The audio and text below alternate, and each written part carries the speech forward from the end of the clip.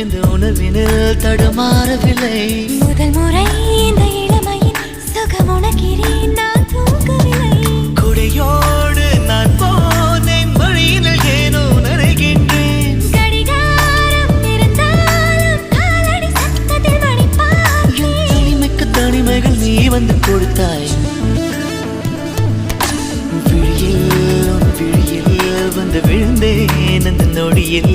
என் எதிர்காலம் நீதான் என்று உயிர் சொன்னதே. வெளியில்